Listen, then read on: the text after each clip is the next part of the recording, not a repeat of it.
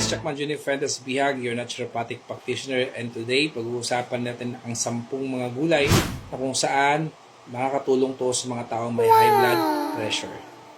Number 1, spinach. Ang spinach ay mayaman sa potassium, magnesium at folate. Ang mga sustansyang ito ay nakakatulong pamparelax ng mga blood vessels at nagpapababa ng blood pressure. Number 2, broccoli. Ang broccoli ay hindi lamang mayaman sa fiber, kundi mayaman dito sa potassium at vitamin C. Ang vitamin C ay isang malakas na antioxidant na nakakatulong sa pagprotekta ng mga blood vessels mula sa pinsala. Number 3, carrots. Ang carrots ay mayaman sa beta-carotene at potassium. Ang beta-carotene ay nakakatulong sa pagbawas ng inflammation sa ating katawan at maaring magpababa ng blood pressure. Number 4, kamatis. Ang kamatis ay mayaman sa lycopene. Isa itong antioxidant kung saan nakakatulong sa pagpababa ng bad cholesterol at nagpapataas ng good cholesterol. Number 5, beetroots. Ang beetroots ay mayaman sa nitrates na nakukonvert ng ating katawan as nitric oxide. Ang nitric oxide ay nakakatulong sa pagparelax ng blood vessel at nagpapababa ng blood pressure. Number 6, celery. Ang celery ay naglalaman ng compounds na apigenin kung saan nakakatulong sa pagparelax ng mga artery at nagpapababa ng inflammation.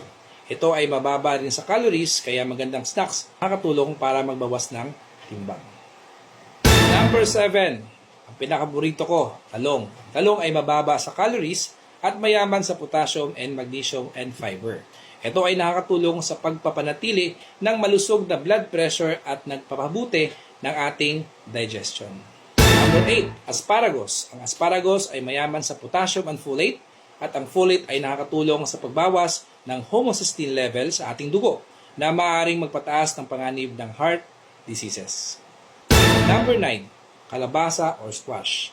Ang kalabasa ay mayaman sa potassium at fiber. Ang fiber nito ay nakakatulong sa pagpababa ng cholesterol level na maaaring makakapekto sa blood pressure. And lastly, number 10, garlic. Ito ay naglalaman ng allicin, isang compound na nakakatulong sa pagpapababa ng blood pressure at pagpapabuti ng cardiovascular health. Upang makuha ang pinakamaraming benepisyo mula sa mga gulay na ito, subukan ang mga sumusunod na tips. Number 1, kainin ang mga ito ng sariwa o lightly steamed upang mapanatili ang kanilang mga nutrients. Number 2, gumawa ng vegetable smoothies or fresh juices para sa mabilis na nutrient boost. Number 3, idagdag ang iba't ibang gulay sa inyong mga ulam para sa mas maraming flavor at nutrients. And lastly, subukang mag-snack ng raw na gulay tulad ng carrots o celery sticks sa halip na processed food. Tandaan, ang pagkakaiba-iba ay susi. Ang pagkain ng iba't ibang uri ng gulay ay nakakatulong sa iyo upang makakuha ng lahat na kailangang nutrients para sa optimal na kalusugan sa puso at sa pangkalatan wellness.